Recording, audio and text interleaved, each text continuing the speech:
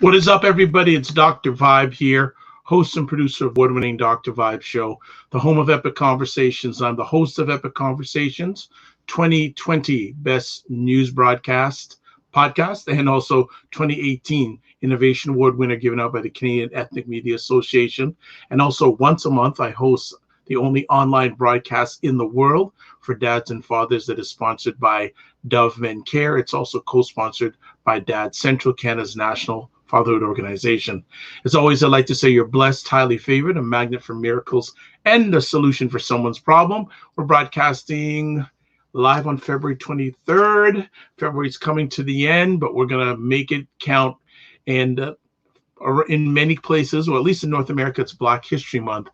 And one of the areas that is of always concern when it comes to Blacks is the school to prison pipeline.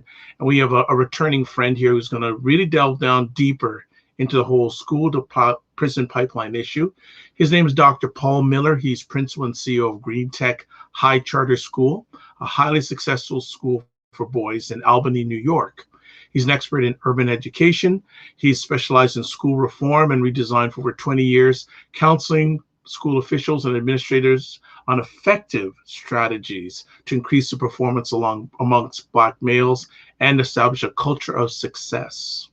He has committed his life to educating and empowering low-income urban youth with the intention to facilitate change and undo the trend of academic underachievement that often plagues young Black men from the inner city. The passion did not begin with his professional career, but was implanted in him as a youth growing up in the projects of Rochester, New York. Similar to many of his students, Dr. Miller understands the challenges that often knock young minority men off course and hinder their ability to reach their full potential. However, he teaches students not to be victims, but to use adversity as a fuel to succeed and rise above their circumstances. We are blessed and highly favored to have Dr. Miller here tonight. He's going to be sharing about a recent article called The School to Prison Pipeline. So let us welcome for the first time, but not the last time, Dr. Paul Miller. How are you? I'm doing well, Dr. Vibe. How you doing tonight, man? Blessed and favored. Great to see you again. It's been a minute. Yes, sir. Good to see you as well. But you're doing fine, and it's good seeing you as always. What's been going on in the beginning of this year for you? Hey, man, just busy. We've been working towards keeping kids educated during this pandemic. You know, that's been the big thing as far as not having students lose or create these educational gaps and making sure that they still get what they need. And it's been a blessing. We've been doing really well. We're actually outperforming other schools in the state by about 150%. Wow. So it's a blessing, brother, that we're putting in the work. Got a great team of people who are doing what they got to do on a daily basis for our kids. I just finished my third book, which is still got to go through the editing process and some other things, but that'll be coming out hopefully within this 2021 year as it goes through the publication process. So just been busy, man, working always to get better. Excellent to hear. You shed some interesting light here because many of the reports I hear about education, especially education of our young people, it's a challenge, it's an uphill road. What is making your experience with your young people different? Well, what's different is that able to build systems that work. So we build systems that work, and then we implement them to fidelity. And they're based off of research. They're based off of practice, and a lot of it is just common sense. But quite honestly, what's worked the most for us is that we're able to align virtual school, and we've tried to make it almost as consistent as possible with regular school. So virtual school is completely virtual right now, but what we're able to do is, again, with building a consistent system, it looks like regular school. So kids go to 8 periods a day. They have a lunch break in between. They have a system that they're utilizing for their curriculum, but they have teachers who are actually teaching in school. So the teachers are coming to work and students are at home. The teachers are teaching from their classrooms. There's an expectation and a criteria for students that they have to follow as well. There's a consistent curriculum across the board. There's social emotional help that's built in. And as an administrative team and as the leaders in the building, our goal is to push and model the way. And it really is just the whole system that actually works. And like I said, right now, analyze the data. I believe that we have almost 80% of our kids passing, where the average right now in the state, I think, is about 30%, 33% is passing during this pandemic. And again, it's that the systems work. Okay, so let me interject here. Systems now, is it your systems are working? Why? Because is there money for these systems compared to other schools? Is it what from where you're looking from your lens? Where are the gaps with the 30%? I got 2/3 of the funding that other people get, so it has nothing to do with money. It has to do with planning, preparation. It has to do with creativity. It has to do with consistency. It has to do with accountability and follow up. And again, we have systems in our daily school. So our daily school is built off of building relationships. It's built off of how we deliver teaching and learning. It's built off of how we use data to inform instructional decisions. And then it's built off how do we hold everybody accountable. So there's items that we do every day based off of those 4 pillars. And on those 4 pillars, we transition those over to virtual learning, and we tweak them to make sure that they're fit for virtual learning. Another article that I wrote that people can go out to my blog at urbaneducation.com, and it's on the five key points for virtual learning, and I break it down based off of everything that people might want to know about virtual learning. And we take these systems, and they're not necessarily actually. We're probably spending the least amount of money that we've spent in a school year currently. Like currently, we're saving a ton of money because the kids aren't in school, but we are still providing them a quality education where they're able to get everything that they need. And it just really comes down to, I can't say it more, consistency. And where the gaps are coming from is that, well, we had to eliminate obviously the technology gaps that were there. So we did have to spend money up front. So we did provide Chromebooks to every student. We just reallocated the budget appropriately based on COVID. And there was also some grants and some other funding that we were able to help do that with. But again, we provided technology for every student. And then after we provided the technology for every student, we also, if they needed a hotspot, we also provided that. So we had to level the playing field because many students don't have access and equitability to those devices. And so we had to do that and create this even playing field. So now that it's even and every student has either access to internet or a device, now we have to make sure that we educate them consistently and fairly across the board. And I think what's happening is that there's a lot of schools and a lot of places that aren't willing to take on certain fights. So I'll give you an example.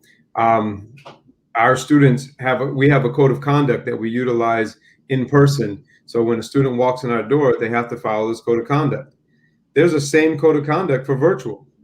And we're not going to make excuses for students and assume that they can't do it because they're home and there's other things going on. Now, will we help them? Will we go the extra mile? Every Friday we do home visits. I've done over 150 home visits myself as the CEO and principal since the beginning of the school year. So it's not about not supporting them, but there's expectations that they're going to have to meet, and they're going to have to rise up to these expectations. So yes, they have to have their camera on. Yes, they have to be on time. Yes, they have to dress appropriately. Yes, they have to do all of these things. And if they don't, we're following up. So when they're doing the right thing, we follow up with positive. And there's interventions. I mean, our middle school kids are getting items and different donated toys that we have sent home as recognition or whatever there might be to recognize and award them. But when students aren't doing it, we have consequences as well. There's virtual detention that's put in place, and there's different steps that we follow. And the biggest piece is we have people following up on it to make sure that students do it and that their families follow up. And the communication with the families has to be bigger than ever. And we just end up trying to make sure that we do this comprehensive model that really makes sure that they're getting an education that they still need. And they're actually doing quite well based on our data. Oh, so Christy White is saying here, we need this in our communities. And she's a Indigenous children's author, so she's fully verifying and agreeing with what you're saying.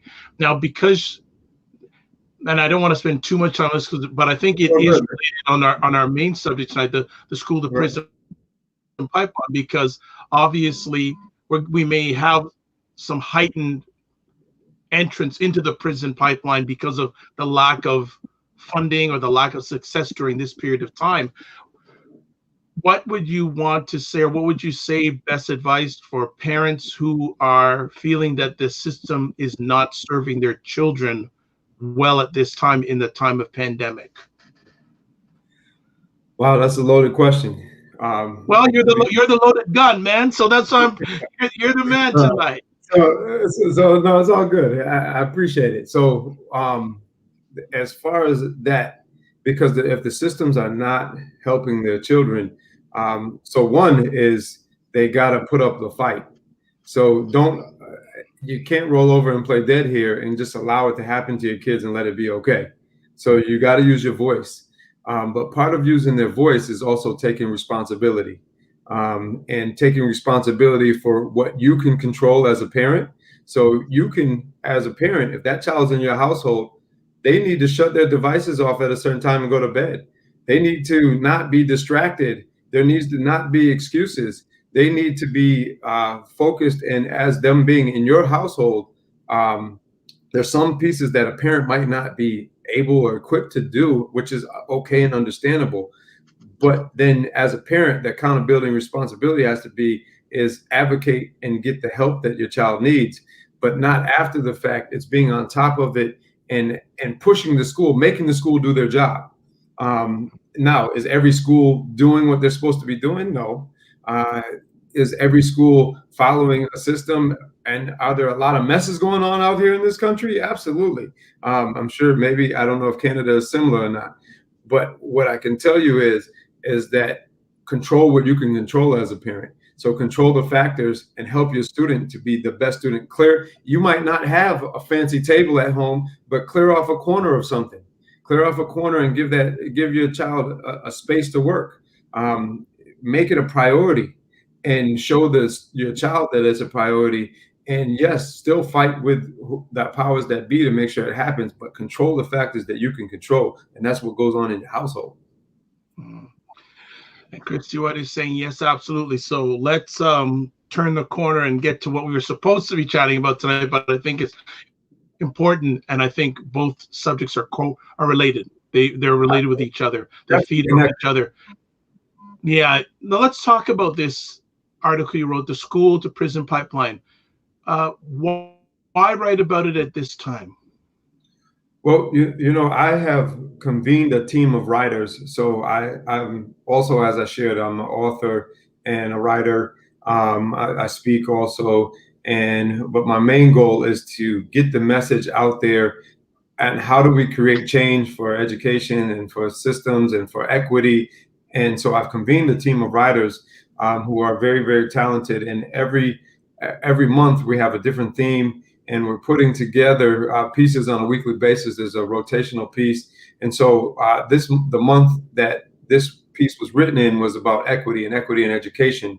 And so understanding that one of the most inequitable pieces that there is the school to prison pipeline, it was something that needs to be written about. I mean, you know all the things that are going on in this country, and you report on it.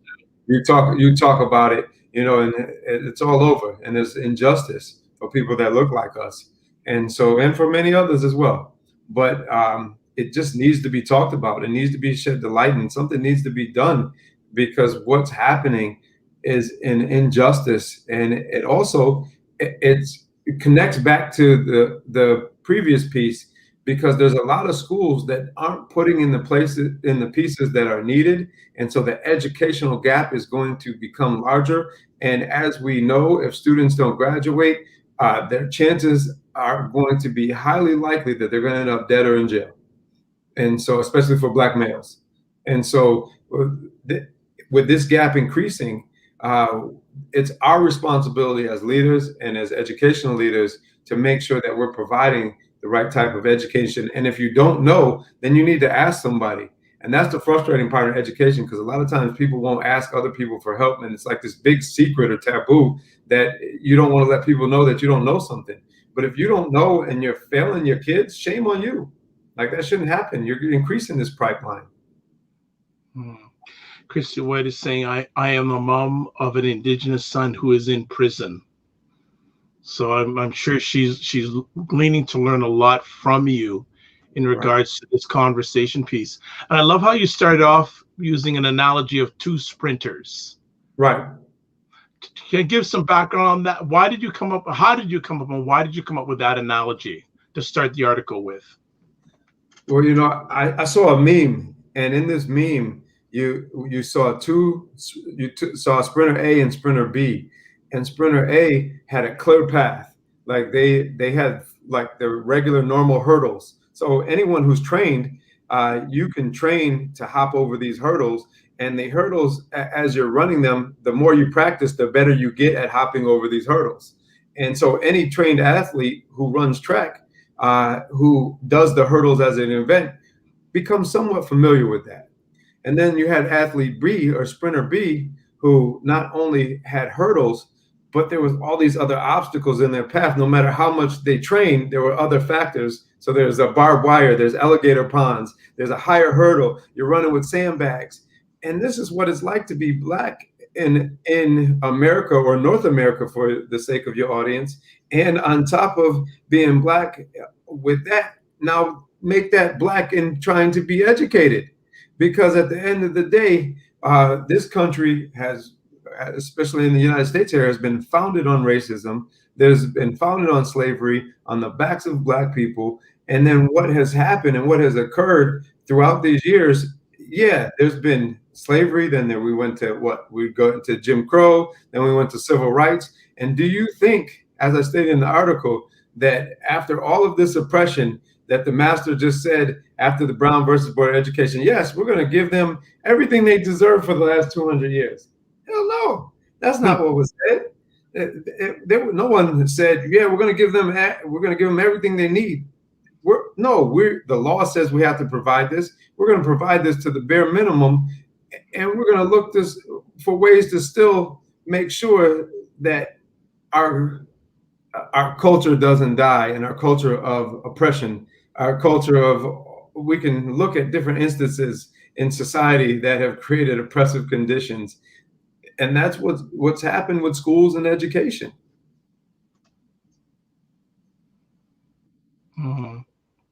Wow. So I love, another line I love from the article is that Black people are the Sprinter B. And it always seems that, and I'm going to ask you this question, has the education system, in your opinion, not all of it, but been purposely keeping Black students, especially Black boys, back? And if you do believe that, what do you feel is the reasoning for that? Well, I definitely have. I believe that there's some insights to how that has been true. Look at, we can start with redlining. Okay, so we look at redlining and we look at not having the ability uh, to buy houses in certain neighborhoods in certain areas made it so poverty was concentrated. And what that did was put a bunch of people who look like you and I in certain neighborhoods and areas with no money and no ability to move forward, because the American dream is supposed to be to go to college, be able to come back and get a career and have a house with a picket fence and 2.5 kids and cars and all of those other things. But if you can't live that dream because you are stuck, or you're put in a place where you have to run with sandbags and you have to run through alligator ponds and some other things. Now, don't get me wrong, I'm not going to make excuses, because as Black people, it's our job to not allow that and to find ways to get out of that and to fight through it. But is it happening? Yeah, it's still happening. So at the end of the day, when those things are happening, hold us back, the system wasn't designed for success. I mean, right now, if you look at it, they're by third and fourth grade, they're determining how many prisons need to be built by reading and math schools. Yeah, that's so true. And so it was never designed, because if we fail, we help improve a capitalistic society. Jails are built, money is spent. You look at privatized prisons, you look at even public prisons and institutions and the money that gets spent on those. And it's not all about that, but overall, the systems were just not built or designed to be successful and to educate us. You look at, with that funding and even the redlining, and I go back to that, you look at districts that are in impoverished neighborhoods, they don't receive the same type of tax money that a district in a wealthier neighborhood receives. And so they have less funding, they have less ability to be able to provide resources. And then the next step is, when they have those resources or they don't have them, they don't know what the hell to do with them. And so it's a complex problem. Yeah, Christy is saying it's one failed system to another. And they combine. And that's why, what I feel that I'm passionate about, and what I want to empower other leaders, is how to build systems that work for kids, especially Black and brown kids, and be able to develop them and make sure that they're successful. And that's the goal. If you look at it, I have over 90% of my boys are in poverty. I have 97% Black males, but we average a 95% graduation rate every year, 100% acceptance to college. And I say all that not to brag or to be, I say that humbly, but I say it to say it's about making sure that you're matching research, practice, and theory, and then you're going the extra mile to make sure that those items are put in place for kids and make sure that they work.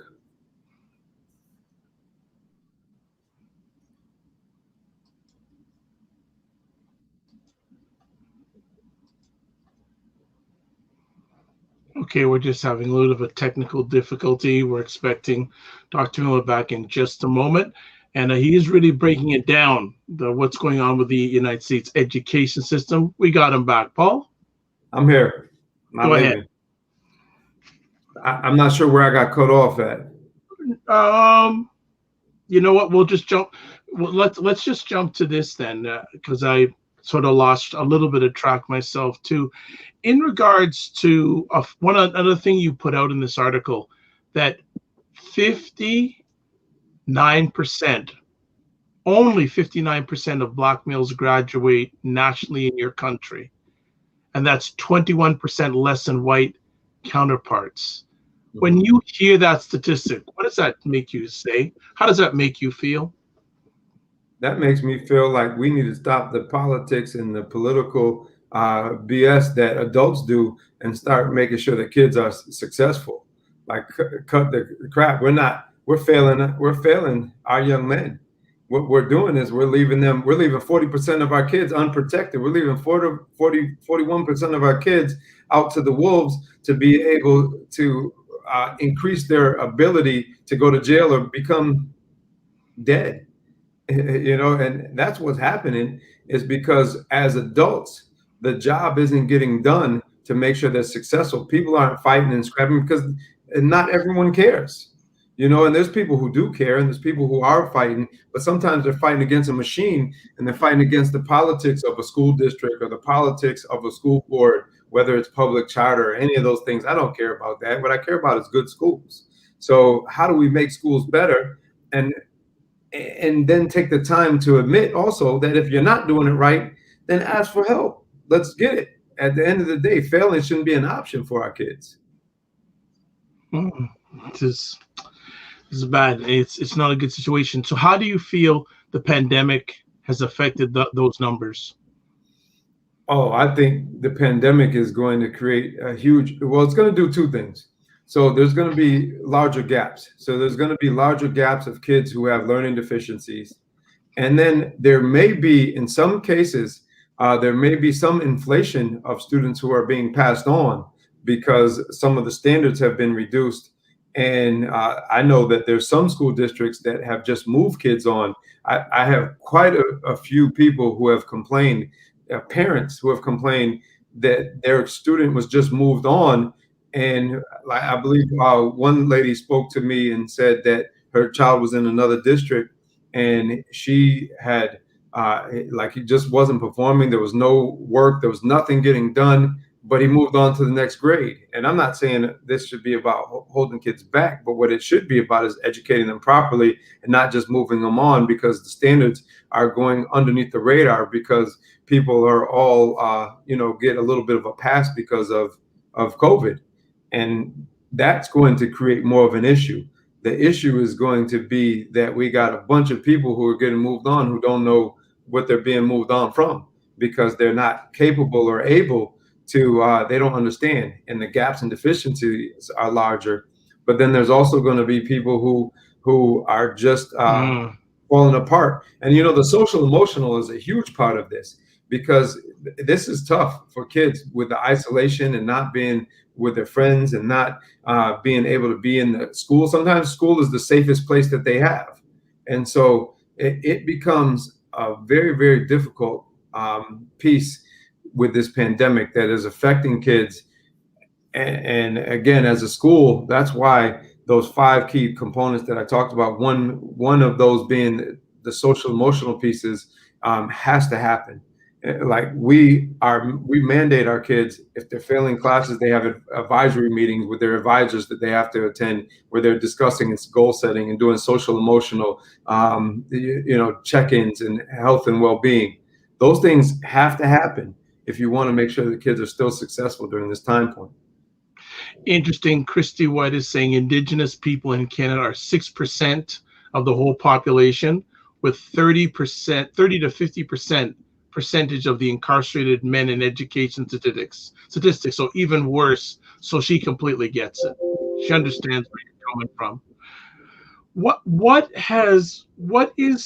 Why are we having so many, or many, not so many Black men end up in prison?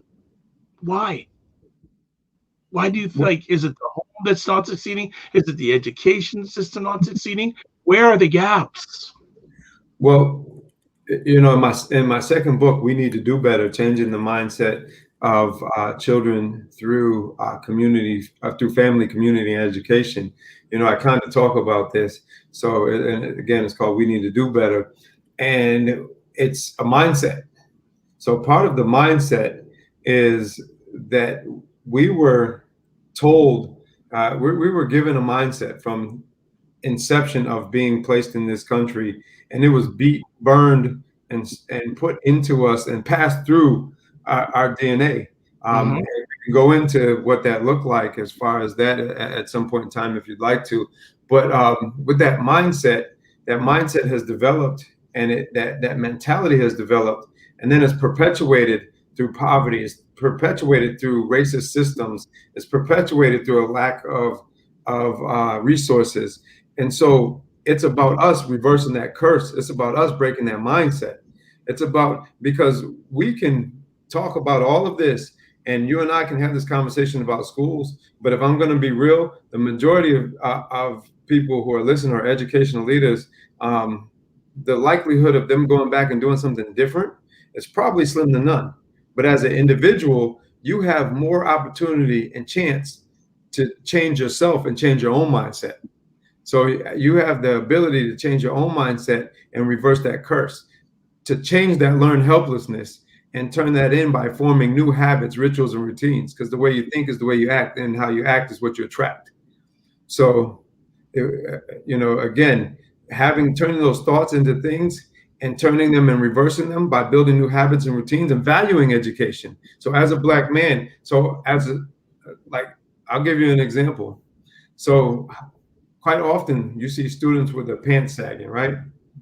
And so when you see a student with his pants sagging, and I don't know if that's a Canadian thing or not.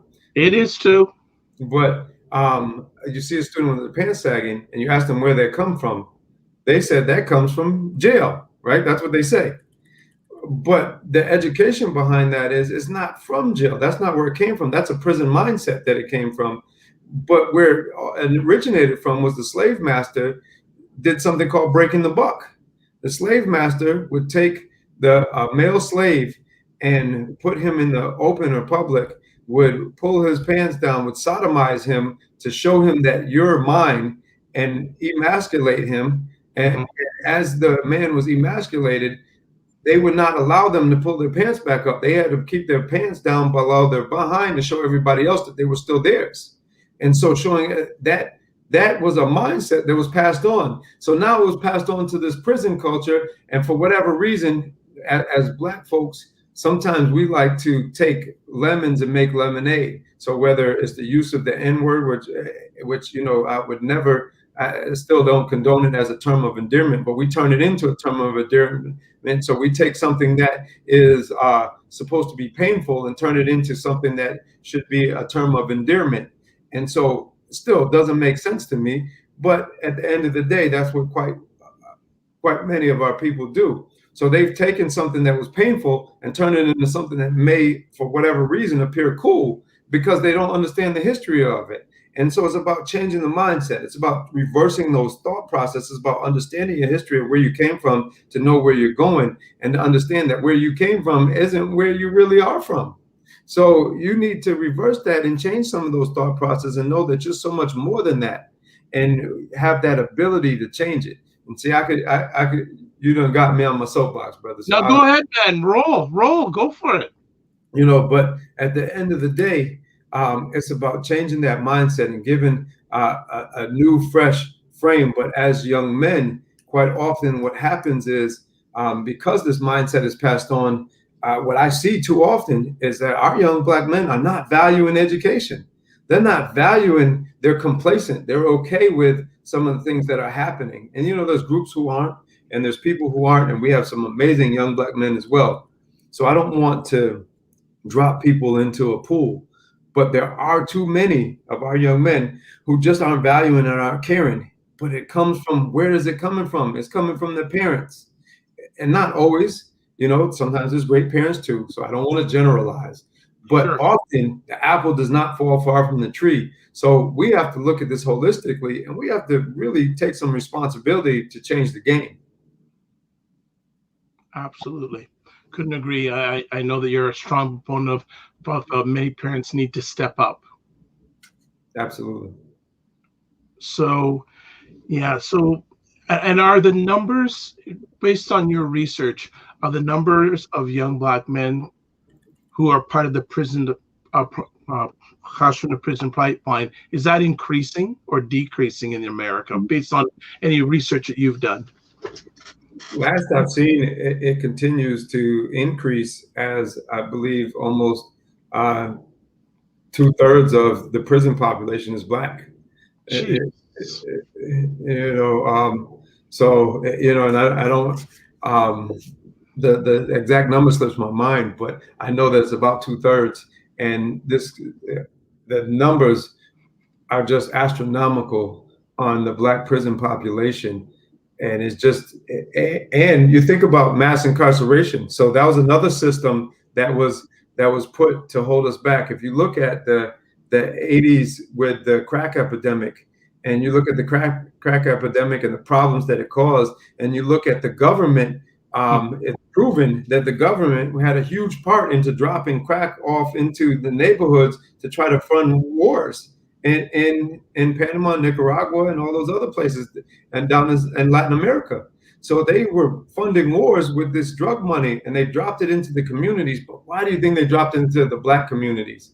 And why did they have policies where for crack cocaine you would get life sentences, but for cocaine, which is a rich white person's drug, you didn't get those same type of sentences? You would get slaps on the wrist. Why do you think those policies were put in place? And then as the drugs took hold and violence took hold, because the drugs put people out of their minds, and violence took hold, because of the money, and there was all these other problems that were happening. What did the government do? They put mass incarceration policies in place, and everybody voted for it. And everybody put it in and said, yeah, now we got to be tough on crime, and not that, because now it's a scare tactic, because you see people getting killed and hurt. Instead of now, when you see a meth head, they're not being tough on meth heads. They're trying to put them in rehab. They're trying to help meth heads, because why? Meth is a white person's drug.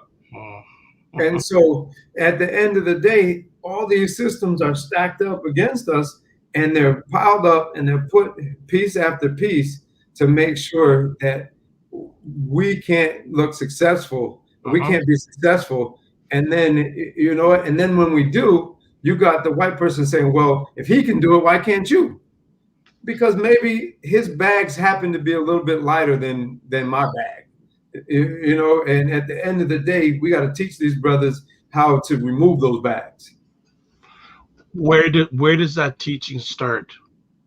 Oh, it starts at the household, man. It starts at home, because it starts from teaching kids teaching kids as early as you can to read and write, with speaking to them the way that you would want a child to be spoken to appropriately, from reading to them, making sure that they are equipped with all the tools and knowledge and skills. And some parents might say, I don't know, I don't have the school. Then find out. Stop making excuses. Like, you gotta want that. But you gotta want that. So we need people to change their mindsets. And then after the house, every kid has to go through school. So that's the next place that's responsible. But then we got schools failing our kids too. It's like a domino effect. Yes, sir. That's sir. Ridiculous. Really, it's just like, it's frustrating. In your research, yes, sir, are there more prisons being built? Did you come across if there are more prisons being built in your country? I haven't come across that piece, so I don't want to speak out of turn. But I know that from what I have seen is that it is consistent. I know that Biden just recently, one of his first acts in office was to do some things to defund some private prisons. But I think it was, and from my personal opinion, I think it was one of those things that he was doing to for show. And again, I have no issues with Biden as of yet, but I think it was one of those political moves that says, we just came from a situation that was so bad. Let me do something that puts down a good front. And some of the research that I saw is what he actually did was a very, very small percentage of prisons. I think it was like 9% it affected. So it wasn't something that was going to affect the larger amount of prisons. And so when you think about that, what was really the point of the purpose? Was it because it's a good political aspiration, and it's a good media outtake to say that you did, or are you doing it for the real reason? And time will tell. I hope that there's true intentions behind it. Right. Good stuff. Good stuff. How often do fellow educators come to your school to see what's working, and do they ever follow up with you and adapt and tell you how it's working? Almost never. Oh. Why do you think that is? I don't know. Some of it is because we're a charter school. There's always been a beef between public and charter, which is silly. And so a lot of times, I even have some colleagues who I'm the CEO, and I've been running this organization for 10 years at a very high level. But I have some colleagues who are superintendents who I believe look at me as if I'm not doing the job that they're doing because I'm doing it on a smaller scale. Um, Saving lives and making sure that kids are educated, I don't think there is a small scale for that. And I think at times they are caught up in the fact that it is a public versus charter, or we're not going to go and have this conversation with charter. But I wish that people did. I wish my doors are open. We have an open door policy. Even now, during this virtual pandemic, if our schools wanted to come in and see what we were doing and wanted help or support, on the side, I do consult and work with schools. But I will tell you honestly, the way that I've been able to build some of these successes has been from traveling and seeing others, has been seeing what people work and what they don't Yeah. work. I remember I went to Texas one time. I've been to Chicago, Texas, New York, Tennessee. I've been all over trying to see schools that work and build systems that work based off of like beg, borrow, and stealing, because I want to be humble, and if there's people doing it right, I want to learn from them. I went to a school in Texas, it's the Obama Academy, and there were two leaders there over the time that I was visiting. One was Nakia Douglas, and the other one was Michael Bland, and they had a phenomenal program for young men there, and they were doing things that were innovative, creative, and I said, you know what, I'm going to steal everything that I can from you, and I'm going to learn. But we became friends, and not only friends, but they opened their doors to me. But I had to reach out and ask, and I reached out and I asked, and I still talk to those brothers to this day, because what they had was something valuable. So if I wanted to make sure that I did it right for our kids, I had to look at some of those best practices. Wow. Wow. That's amazing. It's such a dichotomy what the success that you're having at your institution compared to the majority of institutions out there. It's really concerning. But the 2/3 aspect, you're working with 2/3 the amount of budget, but you're getting much better results. That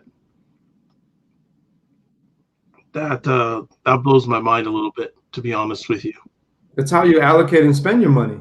And so that's some of the issues that I believe that they have in public schools, which I'm not anti-public school.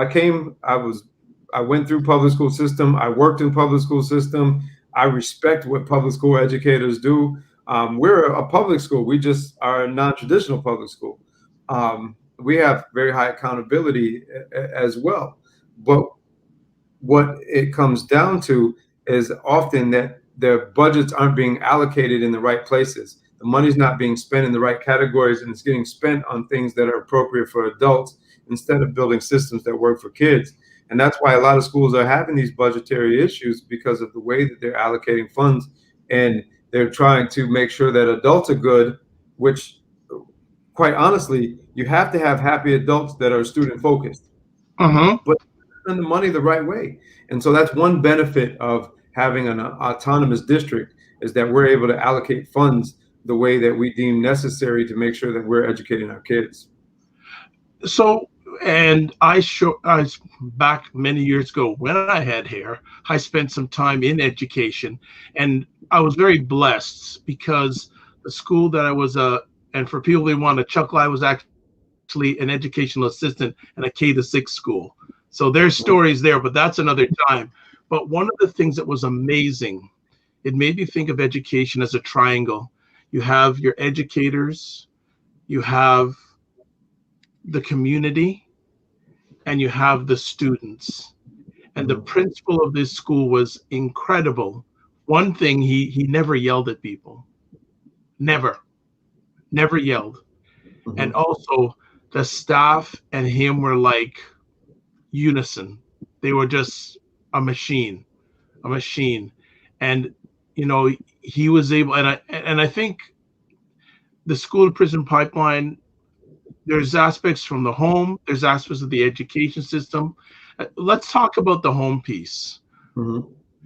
What is needed in a number of Black families' homes to, in your opinion, to Mm-hmm. stop the pipeline, to turn off that valve?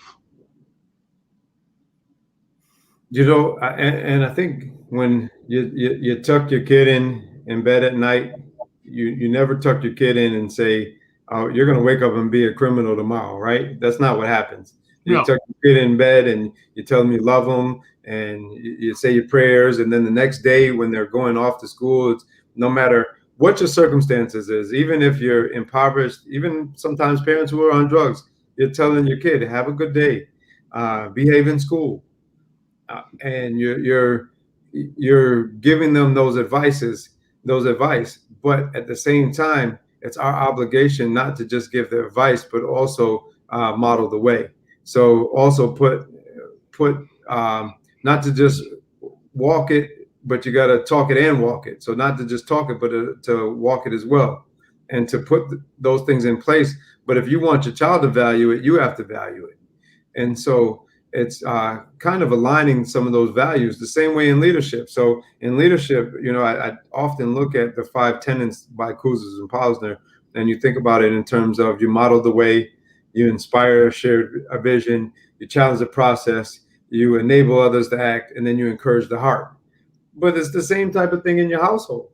It's the same type of thing in your household. If you're the leader of your household, you got to follow that same process if you want your kids to follow it.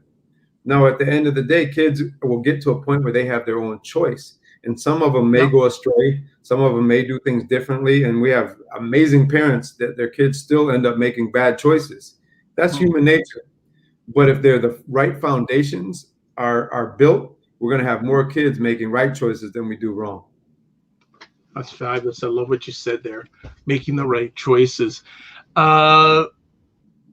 With the parents, and I think you've talked about some things parents can do. Let's all take about the whole area of the screen time thing. And for another platform that I host conversations for, they had a gentleman come on and talk about, like, you know what, you need to know what your children are looking at. Mm-hmm. Even more so now, because for many children, the screen time is just amplified now. Mm-hmm. Right. Talk to that point about parents should be investing even more on what their children have on their screen. Right. And I believe that parents still need to be parents. So for whatever reason, this generation, and with some of our younger parents, often feel like they need to be their child's friend. And there needs to be a relationship there. You need to have some type of understanding, and I won't say friendship, but parenting has to come first. And so with that friendship often comes with that child feeling like they're on this equal playing field. And at the end of the day, you are the parent. And so part of being the parent is sometimes making decisions that are unfavorable. And part of that is understanding that unnecessary screen time is unhealthy. So at some point in time, you need to have your child unplug. At some point in time, you probably need to monitor that if little Junior is, if he is playing PlayStation till 4 a.m. and then goes to sleep at 4:30 and then has to get up at 8, that he's going to fall asleep in class the next morning. And as a parent, if they're not doing what they're supposed to do, then you have to make sure and ensure that they pull the plug, take the PlayStation, take the phone, make sure that if the child earns that back. And you know what? It's going to be an unfavorable decision. It might be a little bit of a fight, but it's a fight worth fighting, because at the end of the day, you're going to have a healthier child. Make them get up and do something. Make them do something outside of the screen after school hours if they're virtual. Make them, what happened to playing outside? What happened to doing whatever that get involved in sports, extracurriculars? And yeah, I know it's a pandemic, but even right now, most places have allowed some type of activities to be occurring back in their states. Also, too, you mentioned in the article about special education. Mm-hmm. Is it your thought that there are more Black students that need to not be in special education? There's maybe some that are not needing to be there?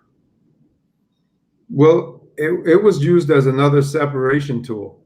So if you look back into I believe the 60s on, and I think it became big in the 80s, to where when schools became integrated, a way to separate the kids again in the schools, if you look at the research, was to create special education.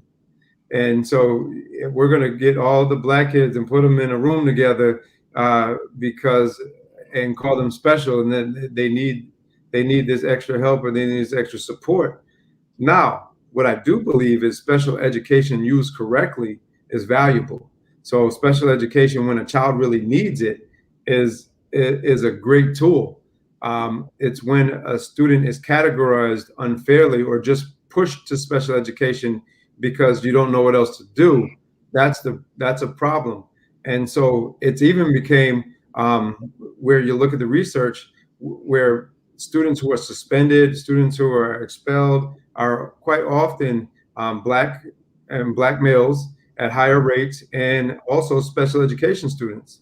And then even people in special ed have made arguments that it's because of SPED, but it's bigger than SPED, because if you look at wealthy districts with Black students who are not SPED, they still have higher rates or they try to make it a poverty and a SPED issue, and still have higher rates of suspension. So those injustices are happening everywhere, and it is definitely occurring. But special education was definitely formed, one, out of necessity and need for students who need help, but it was used as a tool to segregate Blacks again. In your opinion, how serious is the education system concerned about the school to prison pipeline? Not enough, because if they were that concerned, if we know that if you're a Black man and you fail and don't graduate high school, that the likelihood of you getting a job or career is going to be slim to none. And so if we're still not graduating 40%, 41% of Black men, that's damn near half the country. That's half. That means that if we had to choose between you or I right now, one of us would not graduate. That means either you or I would fail, and our lives would probably be different based on the statistics. So if there's something, if the country's really worried about it, I think more time, effort. But people, you think about it, people put their money, where people spend their money is often what they value, right? And you look at, if somebody spends money on something, that means they probably think it's probably important. Yeah. And education gets cut all the time.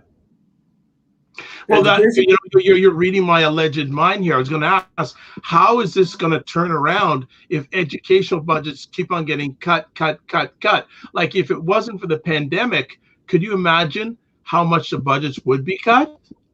Oh, absolutely. And that's the thing. Education was cut and put in certain places during the Trump administration that weren't necessarily helpful. They tried to put it into private schools, into private institutions versus and they tried to bill it as that they were for school choice, but it didn't have anything to do with school choice. It was for private school institutions. It didn't have to do with public charter schools, or it didn't have to do with public schools in general, or equitable funding. If something doesn't happen, we're in a load of trouble. But again, it comes down to what do we value? So, but aren't we in trouble already? Oh, absolutely. We're in terrible trouble. It's just now people have to do the work to get out of trouble. People have to do the work. And it's about building building systems that work. It's about educating young Black men and young Black minds and making sure that they're not failures. It's about taking personal accountability for that. Do you feel on the educational side, and it's been a long time since I've been exposed to it, obviously, how are educators measured to see if they are meeting standards, etc.? Because let's look at it. When a young Black man is in school, public school or charter school, most of their waking hours is in that environment. Mm-hmm. And when you say systems, one of the things that's coming up in my mind, maybe I'm crazy here, is there a system in place to evaluate teachers of these young people so that they are giving their best, and then at the end of the day, that variable of the unknown we don't have to worry about, then we can concentrate on the student and the home? So that's a good question. And what's interesting about that is I have some pretty strong thoughts on that, because quite often what's happening with the traditional public schools are that there are teachers' unions. And I can give you New York State. New York State does a phenomenal job at protecting teachers. When I say that, they protect all teachers, good, bad, and ugly. And so do I think that there's value with certain unions and there's value with protecting to make sure that employees have fair labor rights and fair labor laws? Yes. But protecting someone, like, you don't protect, if there was someone who was a heart surgeon and they had several patients that died because of malpractice, would you continue to allow them to practice heart surgery? Probably not.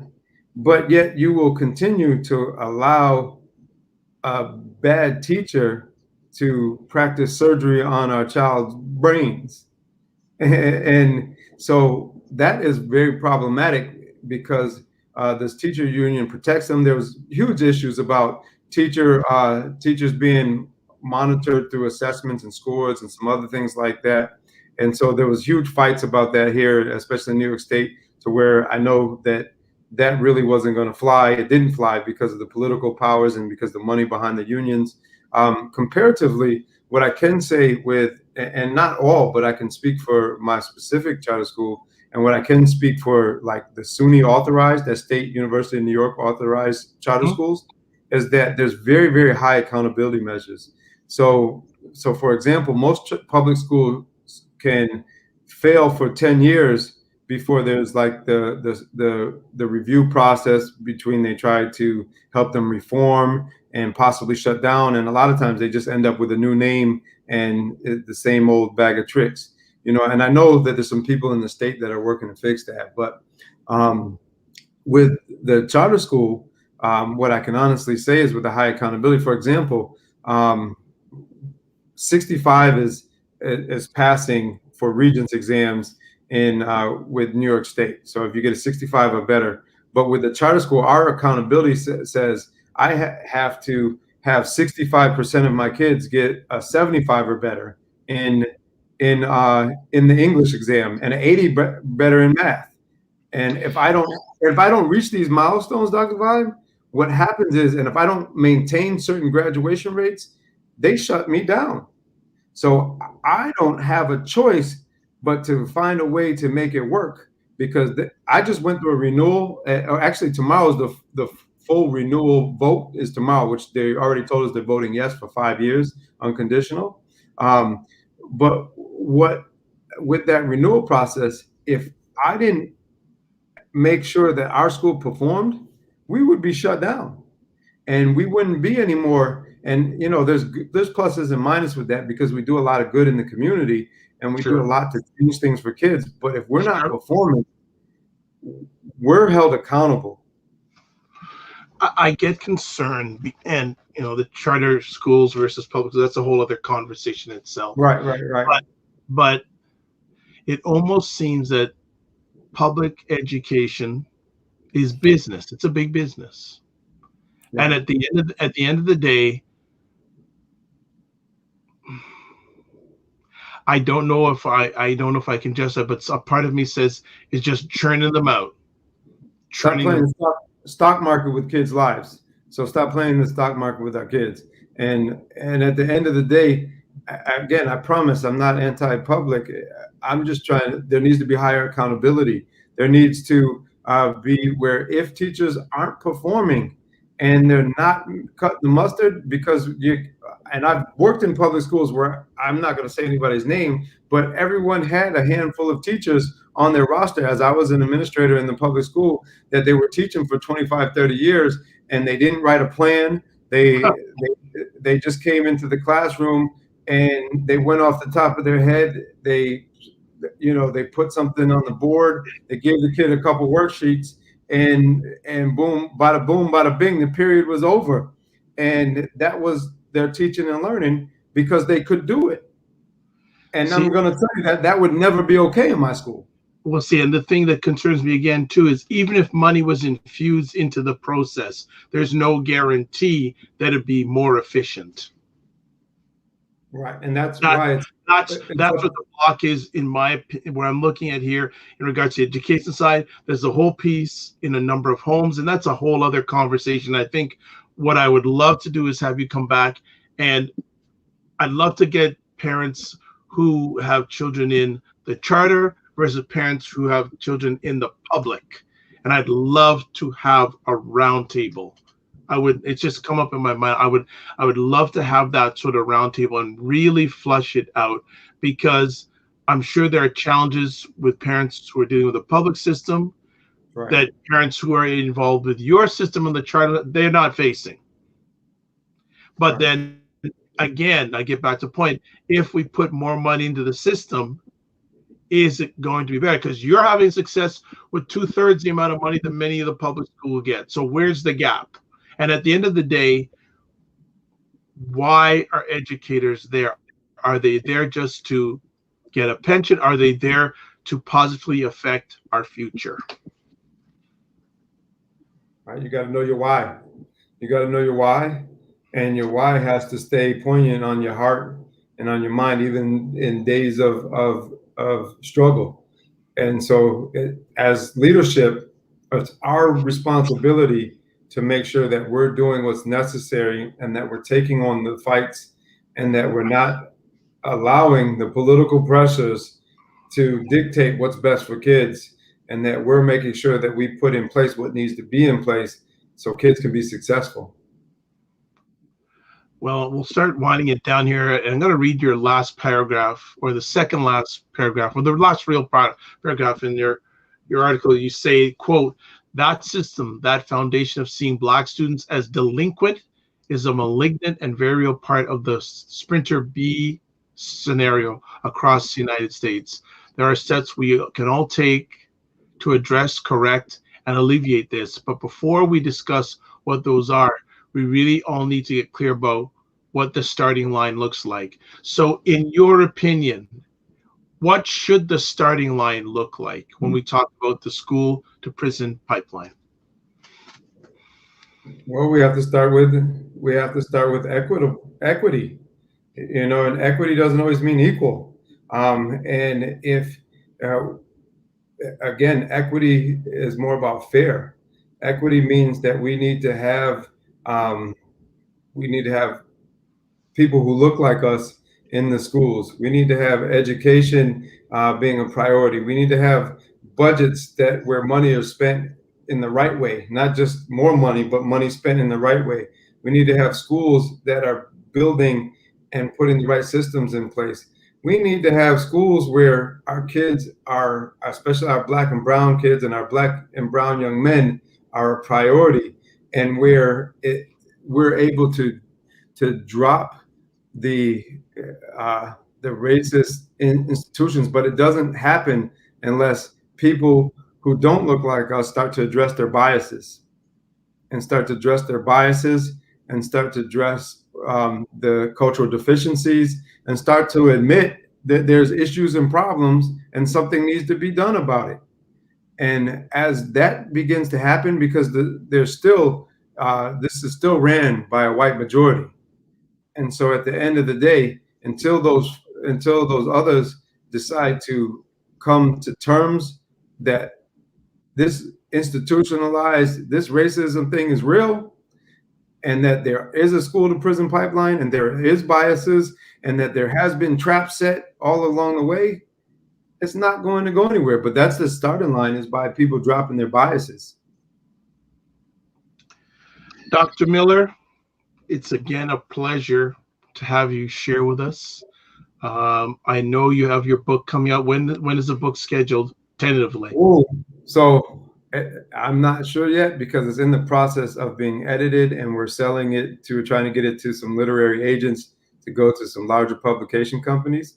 I think I got a good one on my hands. I think I'm looking for my Oprah moment. Another episode of Vulnerable Voices. Uh-oh, what's that? I don't know what that is. That's not on my end. Number 3, someone believed it. That's my podcast. So someone just played my podcast. So also season 3 of Vulnerable Voices is coming up. So whoever just played that, thank you.